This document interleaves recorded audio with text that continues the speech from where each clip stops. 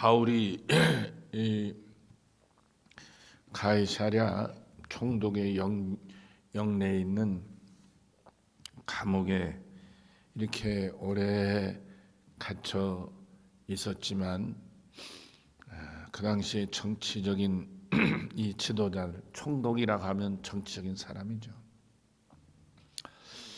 또 예나 지금이나 정치는 돈이 꼭 필요하죠. 그러니까 이 바울의 이 재판이 자칫하면 정치적인 재판으로 이렇게 기울어질 가능성이 아주 농후한 상황입니다.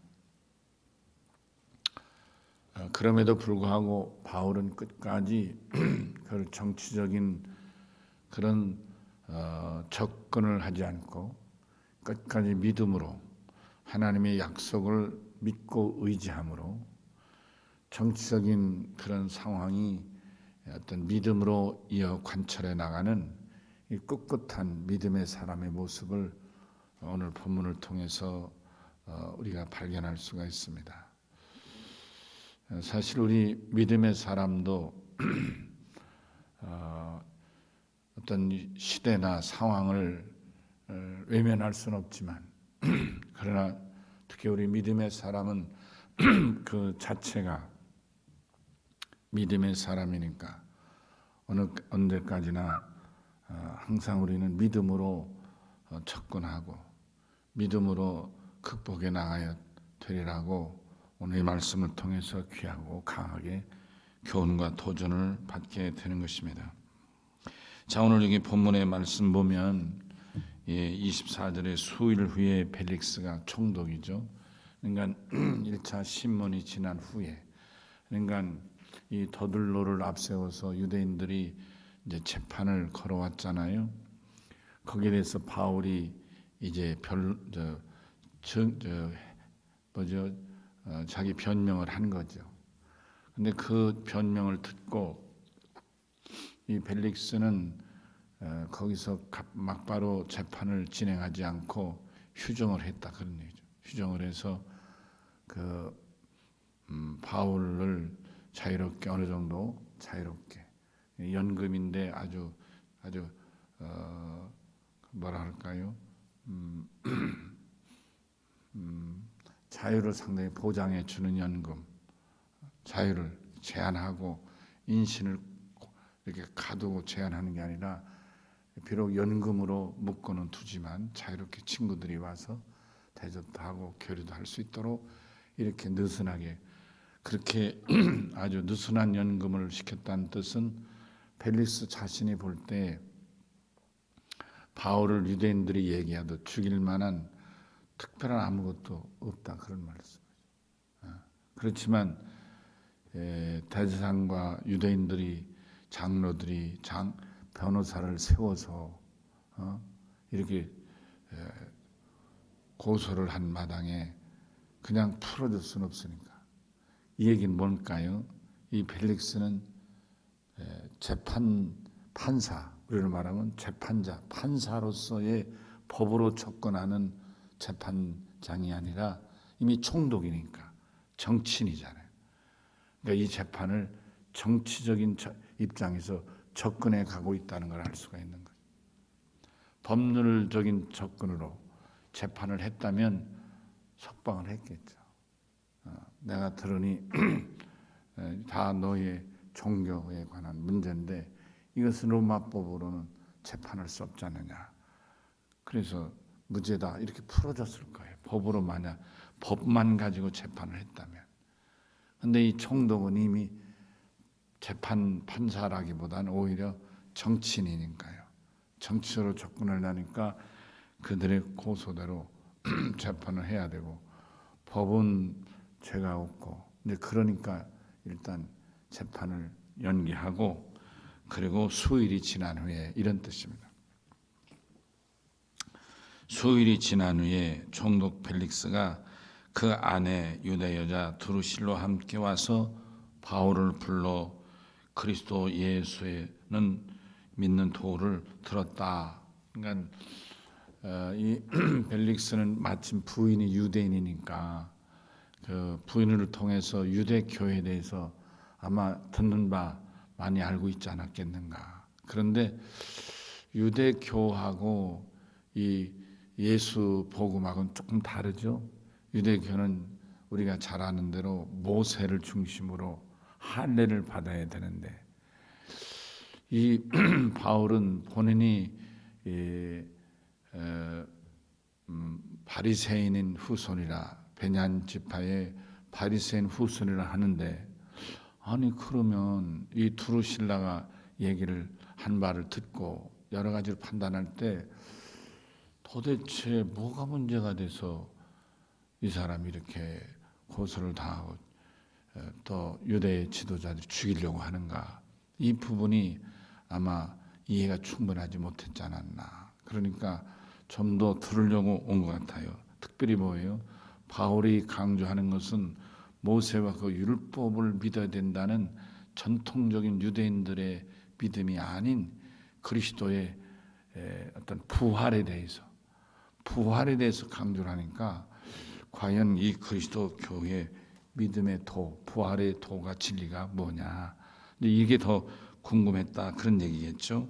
그래서 바울을 불러서 예수 믿는 도, 부활의 도를 더 묻게 됐다, 이런 말씀이 되겠습니다. 그랬더니 바울이 예수 교회에 대한 설명을 하는 가운데 의와 절제와 장차오는 심판에 대해서 강조해서 이 벨릭스에게 가르쳤다. 왜 그랬을까요? 이미 바울은 이 벨릭스를 잘 알고 있다, 그런 말씀. 아까 제가 말씀드린 대로 벨릭스는 법으로 접근해서 재판하는 사람이 아니라 법을 피하진 못하지만 그러나 접근은 정치로 접근하니까, 그러니까 정치는 돈과 권력으로 뭉쳐져 있잖아요. 이 사람의 생리가 돈과 어떤 권력으로 뭉쳐 있는 이 벨릭스, 여러분 생각해요. 바울이 판단할 때 법으로는 말도 안 되고 재판거리도 안 되고 당장 자유를 줬어야 되는데 안 주고 이렇게 묶어놓고 있으니까, 그러니까 이 바울은 벨릭스를 이미 꿰뚫어 알고 있는 것이죠. 그러니까 정치적으로 재판을 한다, 그런 법대로 재판하지 않고 그거를 이 바울이 꿰뚫고 있으니까 내가 그렇게 하면 안 된다, 그런 말씀. 여기 심판에 대해서 당신이 이런 재판을 잘 하고 있는데 거기에 대해서 반드시 하나님 앞에서 심판을 면할 수 없다, 그런 어떤 간접적인 강한 메시지가 바울에게서 전달됐겠죠. 그랬더니 뭐라고요? 저가 두려워서, 심판에 대해서 강조하니까 두려웠다, 그런 말. 그럴 수밖에 없는 것이죠. 이 사람은 정치인이니까 당연히 정치적인 접근이 아주 자연스럽고, 더군다나 이 사건 자체가 정치적인 사건이니까 당연히 그렇게 접근했는데 바울은 그걸 그렇게 보질 않고 더군다나 기독교의 믿음으로 설명하면서 심판을 강조하니까 두려울 수밖에 없지 않느냐, 그런 말씀이에요. 그래서 지금은 가라, 내가 틈이 있으면 너를 보리라. 그러니까 이 벨릭스는 아직은 내가 너하고 정치적으로 타협하기 어렵겠구나, 그런 얘기죠. 아직은 내가 이렇게 접근한 나를 내가 이렇게 거절하는구나, 이렇게 받아들이겠죠. 그래서 지금은 가라, 내가 틈이 있으면 너를 부르리라. 그래서 조금씩 접근하면서 어떡하는지 바울을 이렇게 움직이려고 이렇게 얘기를 하고 있는 것 같습니다. 26절에 근데 드디어 이 벨릭스의 속셈이 드러나는 장면이 기록됐습니다. 벨릭스는 감추고 정치적으로 감추고 바울에게 접근해 오지만 이미 바울은 벨릭스를 꿰뚫어 보고 있는 터에 자주 와서 얘기를 걸어도 이 바울의 마음이 열리지 않는데 그 이유를 여기서 보게 되는 겁니다. 26절입니다. 같이 읽겠습니다. 아주 중요한 말씀이니까 읽겠습니다. 시작. 동시에 또 바울에게서 돈을 받을까 바라는 거로. 아멘.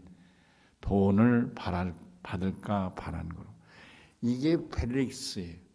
그러니까 이게 정치인이었다. 그런. 벨릭스가 정치인이라 이런 뜻인 거예요. 이게. 정치적으로 접근을 하지 않았더라면 단호하게 이건 죄가 성립 안 되니까 석방하고 너들 가라 이렇게 했다 그러면. 근데 안 한 거예요. 그래서 바울에게 기독교의 도를 좀 더 알아듣고 싶어서 저를 불렀는데 실상은 뭐라고요? 그 속에는 뭐가 있었다고요? 돈을 받아. 요게 벨릭스가 정치인이란 뜻인 거예요. 여러분 정치인은 돈이 있어야 정치를 하잖아요.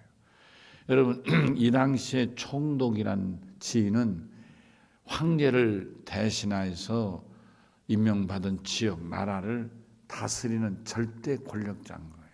여러분 아시죠? 그래서 이 총독으로 임명받는 사람들은 대개가 총독으로 임명을 받은 후에 원로원이 되든지 원로원은 있다가 원로원 여러분 로마의 원로원이에요. 지금 우리로 말하면 어떻게 될까요? 우선은 국회의원에다가 또 무슨 장관 정도 될까요? 그런 아주 상당한 영향. 특히 원로원에서 뭘 해죠? 황제를 뽑잖아요. 황제를 뽑는 사람이. 그러니까 어떤 의미에서 황제 다음에 로마의 최고 권력자가 이 원로원인 거예요. 근데 이 벨릭스가 원로원으로서 나왔는지는 모르지만 적어도 모든 정치인의 최고의 꿈, 마지막 지상 목표는 이 총독을 마치고 돌아가면 어느 부대의 장군으로 파견되는 것보다 원로원이 되는 것이 가장 꿈인 거예요. 근데 원로원은 황제를 뽑는 자리니까 여기야말로 수 없는 돈이 오고 가는 정치적인 자리인 거예요, 여기가. 그러니까 총독이 돌아갈 때 임무를 마치고 로마로 돌아갈 때 맨손으로 돌아가면 장군이나 이런 아니면 총독이나 다시 발령날 수도 있지만 돌아갈 때 그 안에 있는 동안 열심히 돈을 모으고 또 이 황제나 또 원로원의 이제 집정관이라고 그 원로원 중에서도 또 아주 실질적인 영향이 있는 사람들이 집정관이라고 있었는데 이런 집정관이나 황제나 혹은 원로원의 사람들에게 이 로비 돈 가지고 로비를 잘하면 당연히 원로원으로 승격되거나 복귀되는 거니까 이 벨릭스에게 가장 현실적으로 중요한 것은 바울이 죄가 있냐 없느냐 이거를 따지는 게 중요한 게 아니고 바울에게서 돈을 받아내는 것이 가장. 근데 이게 지금 정치적인 사건이니까 돈을 받기로 말하면 1, 2푼이 아닐 거 아니겠습니까? 그러니까 바울에게서 상당한 돈을 받아내고 싶은 마음이 있었다. 아, 이건 내가 바울이 주면 돈을 받아도 돈을 받고 풀어줘도 법적으로 아무 하자가 없다. 이렇게 본 사건이나 그런 말씀. 그래서 26절에 바울에게서 돈을 받을까 바라는 거로.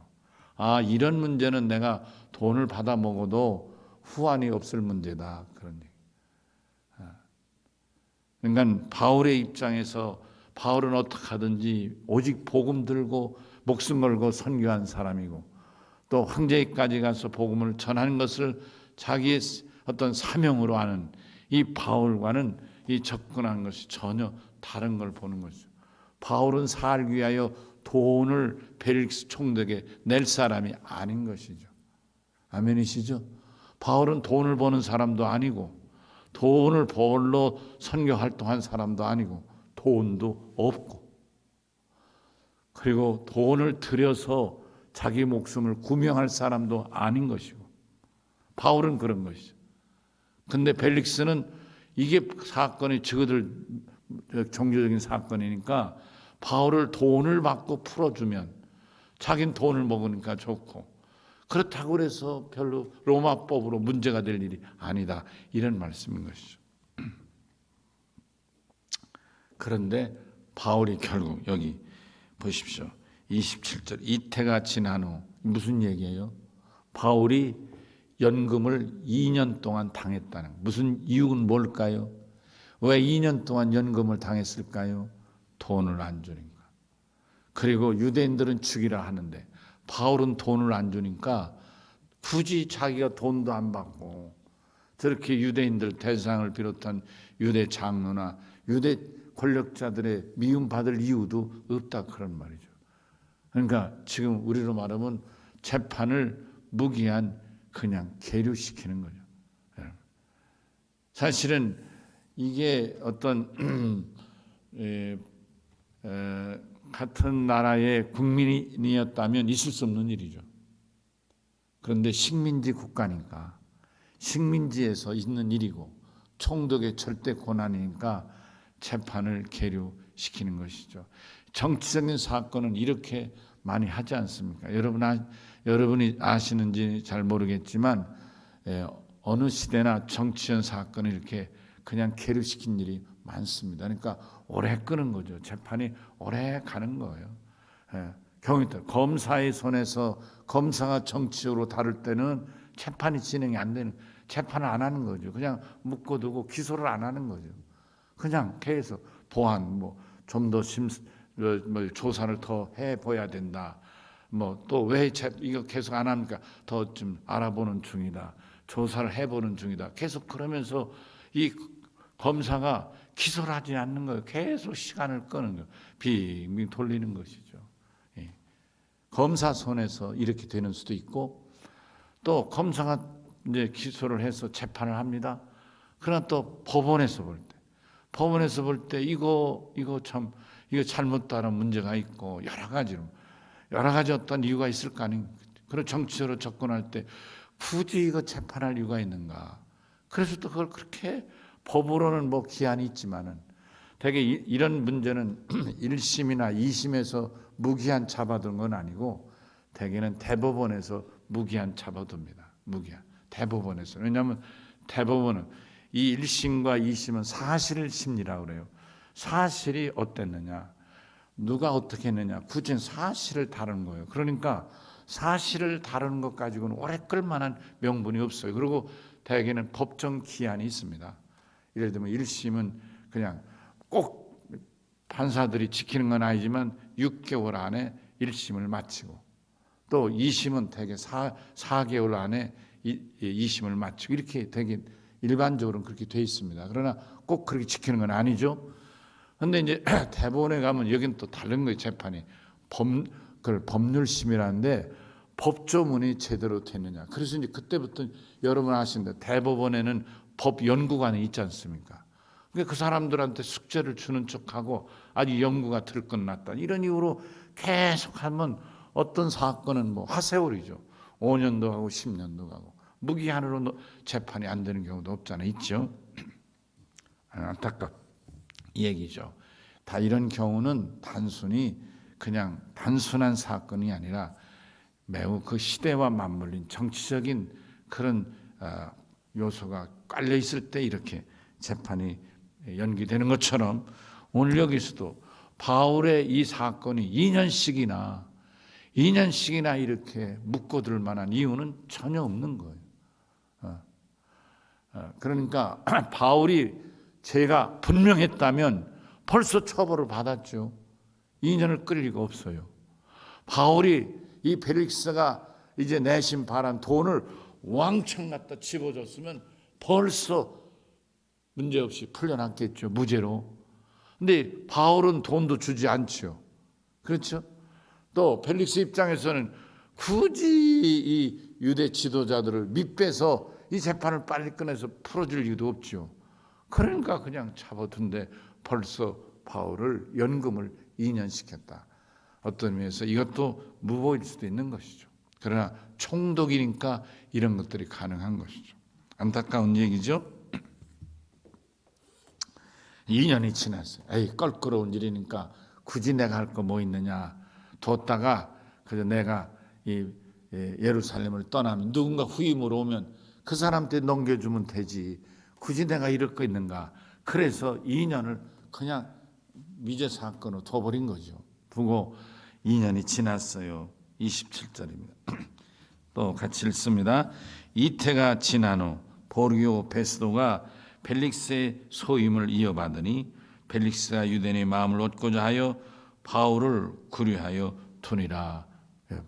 유대인들의 마음을 얻어서, 왜냐하면 자기가 이제 돌아가야 되는데 그 자기가 다스렸던 영지에서 반발한 이 벨릭스가 황제를 거스리고 이런 식으로 위에 올리면 골치 아프니까 2년을 구류하고 뒀다, 이런 얘기인 거예요. 2년 그냥 바울 억울한 거죠. 있을 수 없는 일이지만 이 당시에 이 현상이 그랬다, 그런 얘기죠. 그래서 억울하게 2년을 구류하고 바울은 당했고, 이것이 어떤 의미에서 하나님께서 바울을 로마로 이끌어 가시는 그런 전기가 될 수도 있는 것이 아닌가. 결과적으로 이게 이 정치적인 이 벨릭스가 이런 행위를 했지만 그건 지금 여러분과 제가 현상을 이제까지 얘기한 거고, 현상을 얘기한 거고, 이 현상 속에 혹은 현상 뛰어넘어서 바울과 이 자체를 다스리시고 이끄시는 그 하나님의 관점에서 보면 바로 이런 과정을 통해서 바울을 황제 앞으로 이끌어가는 하나의 과정이라고 볼 수 있다, 그런 말씀. 할렐루야. 우리가 어떤 의미에서 믿음으로 볼 때 우리가 이렇게 여러분, 코로나19 같은 경우도 이거 한 몇 개월이면 끝날 줄 알았는데 끝나지 않고 있잖아요. 한 1년쯤 지가 가야 1년 더 가겠나 했는데 지금 1년이 훌쩍 지나고 있잖아요. 저는 사실 이번 지난 주말 정도만 해도 코로나가 어느 정도 진정이 되지 않겠나 이렇게 생각을 한 거예요. 그래서 이제 여러분 교회도 이렇게 교회 학교도 회복하고 다 이렇게 교회가 회복되면서 교회 모든 운영도 이렇게 가야 되지 않겠는가. 그래서 예를 들면 차량 운영 이런 부분까지도 다 저는 이 정도면 되겠다 하는 판단이 섰던 거죠. 그런데 여러분 어떠세요? 지난 주초부터 갑자기 500 몇십 명, 500 후반분, 500 중반 계속 500명대로 계속 한 주간이 계속 지나면서 또 들으니까 구체적으니까 이 대전에는 적을 땐 10몇 명, 많을 때는 19명, 20명 가까이 막 이렇게 늘어나고, 또 이 서구에서 어느 음식점에서는 확진자가 35명이나 막 계속 확진자가 늘어나게 되고, 이렇게 상황이 막 바뀌어가고, 정부에서는 4차 대유행이 이 조짐이 일어난다 막 그러면서 여러분 다 듣고 있는 바 아닙니까? 여러분이 뉴스 들으시는 거나 나도 똑같이 보고 있지 않느냐, 그런 말이에요. 그러니까 야 이거 아니겠다. 야, 정부가 이렇게 긴장해서 국민에게 협조를 요청하면 교회도 마땅히 해야지. 이럴 때 더군다나 이런 사람들, 광주에 어느 교회 집회가 대전과 전주를 순회하는 어느 집회가 그 사람들이 주로 교회 확진자를 만들어낸다고 막 지금 나오고 있는데, 이런 뉴스를 들으니까 때가 아직 아닌가 보다. 좀 더 우리가 인내하고 기다려야 돼. 이렇게 고통 가운데 지금 지나고 있는데 이게 현상이잖아요. 그렇죠? 그러나 우리가 이런 현상 속에 이러고만 있으면 안 되고, 이럴 때 우리는 더 기도하고, 아멘이시죠? 이럴 때 우리는 더 성경을 읽고, 아멘. 우리 하루에 성경 3장씩 읽고 일주일에 한 번씩 나와서 기도하고, 이렇게 함으로 이 과정이 결코 억울한 화성세월이 아니라 하나님이 우리를 향한 당신이 필요한 자를 세우시고 준비된 자에게 복을 주시기 위한 하나의 과정으로 이어지기를 바라는 것입니다. 아멘이시죠? 그러므로 준비된 자는 하나님이 들어 쓰시기도 하고 축복의 문을 열어 주시기도 하고 하나님이 그 기도를 응답도 해 주시기도 하고, 그 응답이 어느 때는 병의 치료로도 나타날 것이고, 어떤 때는 사업의 축복으로도 나타날 것이고, 어떤 때는 자녀의 앞길이 열려지는 것으로 나타날 수 있는 것이고, 어떤 경우는 묶여있는 어떤 문제가 해결되어서 축복과 평안으로 다가올 수도 있는 것이고. 할렐루야. 우리는 아무도 모르지만은 하나님 믿음의 사람 반드시 전하 유복케 하시는 전능하신 만복의 하나님이신 걸 우리는 믿지 않느냐, 그런 말씀. 아멘이시죠? 여러분, 저 개인도 그렇지만 여러분도 그런 일이 많이 있으실 거 아닙니까? 그때는 너무나 어렵고 힘들었지만 지나고 보니까 얼마나 그 큰 은혜고 축복인지, 놀라운 일인지 알 수 없는 경우들이 있지 않더냐, 그런 말씀인 것입니다. 아멘.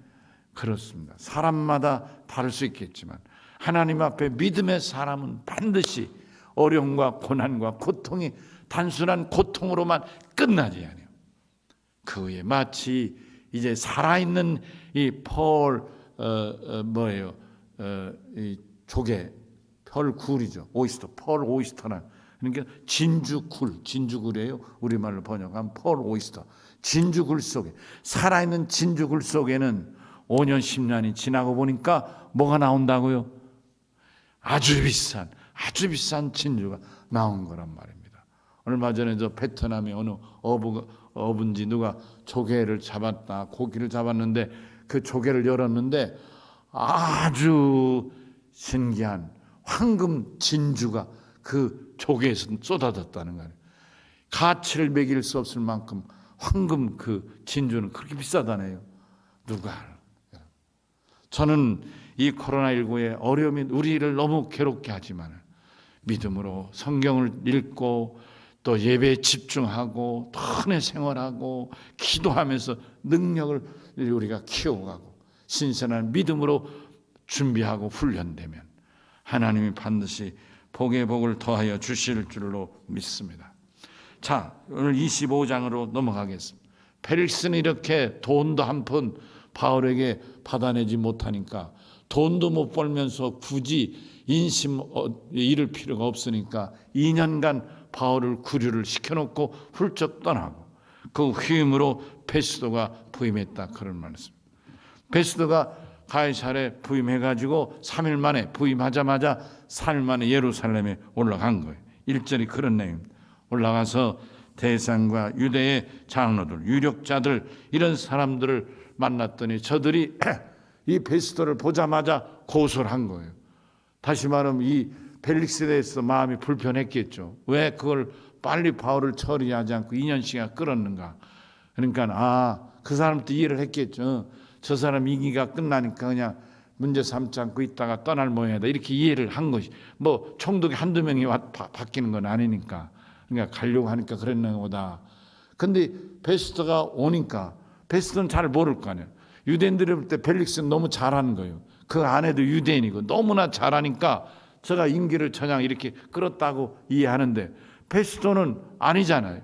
그러니까 오자마자 고삐를 당겨가지고 바울을 고소해서 처형해야겠다, 이런 생각을 하고서 고소를 했다, 그런 말이에요. 베스도의 호의로 바울을 예루살렘으로 옮겨 다시 오기로 그걸 요청을 한 거죠. 이유는 뭐예요? 뒤에 3절 후반에 나오는데, 이는 뭐예요? 길에 매복하였다, 그를 죽이고자 함이었더라. 야, 유대인들이 대단한 거예요. 그러니까 지금 먹지도 않고 죽이기 전에 아무것도 안 하겠다고 벼르고 있던 사람들이 40명이었는데, 그래서 밤에 여러분 아시죠? 창병, 기병, 마병 뭐 해가지고 보병 200명, 또 창병 200명, 또 기병 70명, 이래가지고 470명 호위해가지고 이제 가이사랴를 옮겨왔는데, 그때 그 이유가 뭐예요? 40명이 바울을 죽이려고 이제 서원하고 죽이려는 이 자객단이 있었기 때문에 그렇게 비상조치를 취했는데, 2년이 지난 지금도 역시 저들이 변치 않고 바울을 죽이겠다 하는 거 아니겠어요? 야, 참 이 유대인들이 참 대단하다.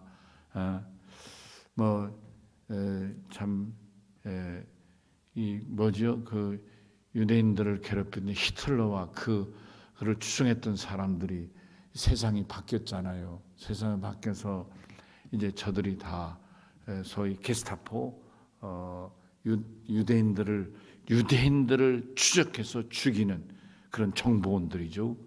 이 사람들이 이제 나라가 2차 세계대전이 독일이 패하고 연합군의 지배를 받고 그러니까 이 뭐 또 재판하고 그러니까 저들이 살아남으려고 변장하고 이름도 바꾸고 변장하고 뭐 완전히 다른 나라에 가서 심지어는 뭡니까 브라질 아마존 같은데 이런 산골에 들어가서 살기도 하고 막 그랬다는 거 아닙니까?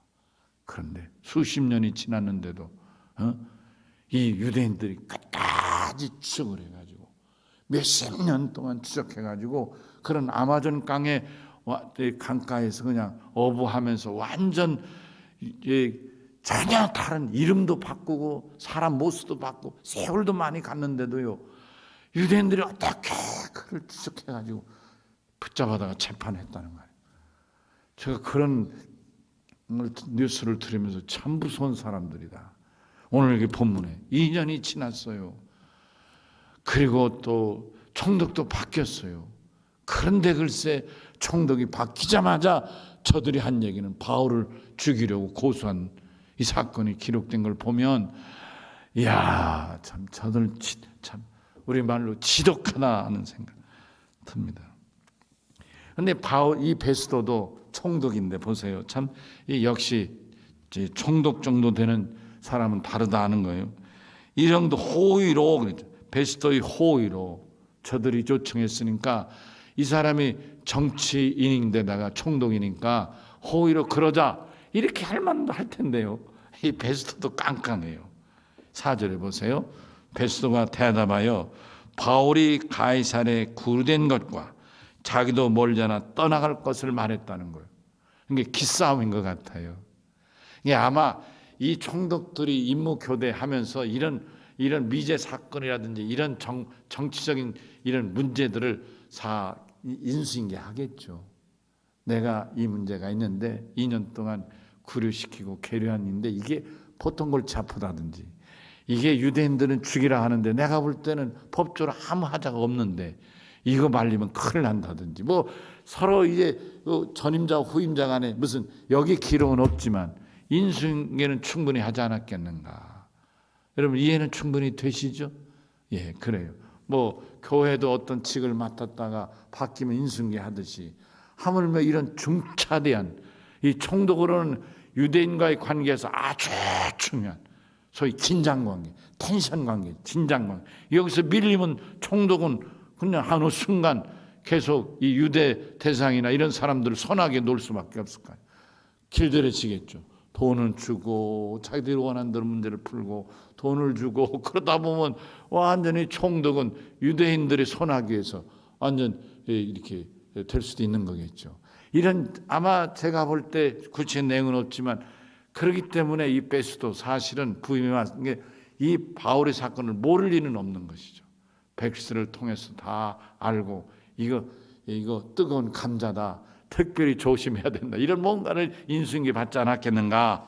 그래서 저들이 총독 각하가 새로 오셨다고 진수성찬을 대접하고 극진의 예의를 갖추고 별 환영식을 다 했을 거예요. 그 자리에서 슬쩍 오셨는데 우리 이 유대를 위해서 큰 선물 하나 주십시오. 그러면서 아마 바울 얘기를 했을 것 같은 생각이 들지만 그래요?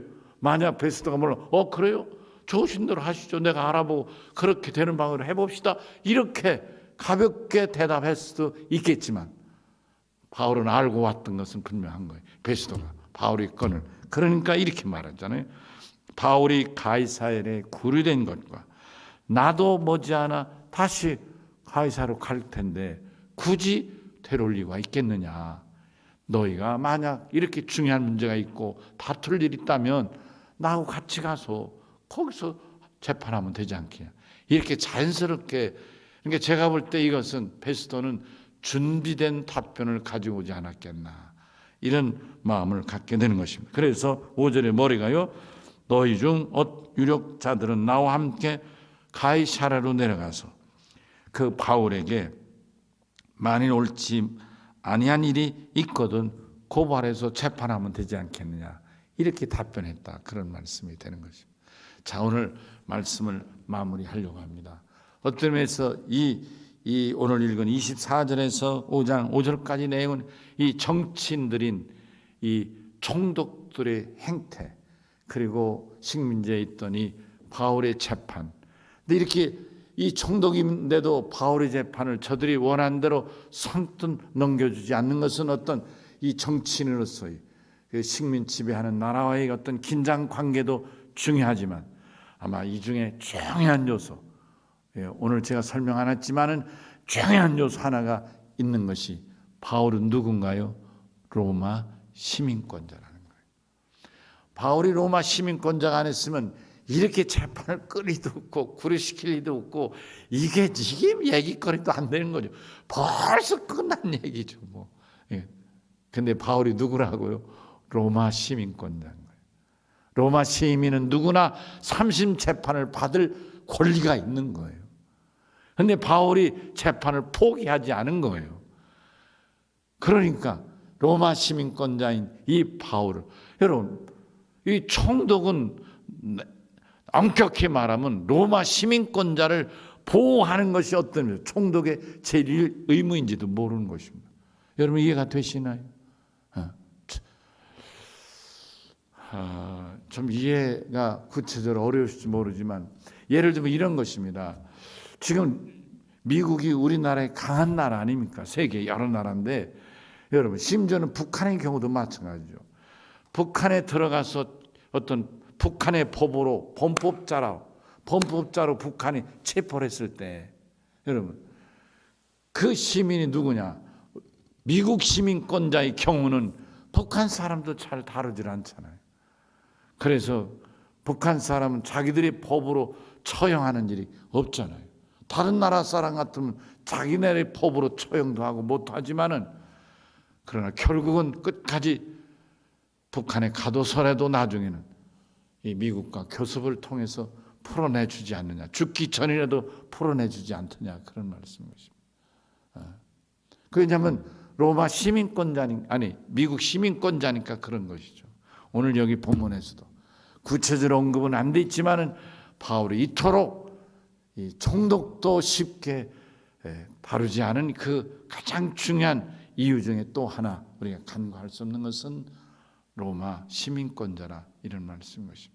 여러분 로마 시민권자가 이렇게 어떠한 상황에서도 그의 신변을 보호받을 수 있었던 중요한 권리 중에 하나이거늘 여러분과 나는 어느 나라 시민권자입니까? 대한민국 시민권자죠. 여러분 우리나라 시민권자로서는 상당한 위상이 올라간 것 같아요. 지금 우리나라가 국제적으로 상당한 영향력을 위상을 차지하고 있는 것 같아요. 그런데 하나 더 우리는 대한민국의 시민권자일 뿐만 아니라 하나님 나라의 시민권자입니다. 할렐루야. 하늘의 시민권자다. 그러면 우리가 믿음을 지키고 하나님의 말씀을 붙들고 하나님과의 관계가 변치 않은 믿음으로 하나님은 나의 아버지가 되시고 나는 그의 자녀요 백성인 것이 분명한 믿음이라면 그래서 우리 안에 성령이 임하시고 부활의 믿음으로 고백하는 확실한 믿음이 우리에게 있다면 세상 나라 권세뿐만 아니라 이 코로나 바이러스 같은 이 악한 질병뿐만 아니라 어떤 마귀 사탄도 우리를 건드릴 수 없으니 하나님이 지키시고 하늘의 천군 천사가 우리와 동행해 주시는 줄로 믿습니다. 이 밤에 나서기 전에 사는 성도로 나는 하나님 나라의 시민권자임을 고백하고 감사하는 복된 믿음이 되시기를 주의 이름으로 축원합니다. 아멘.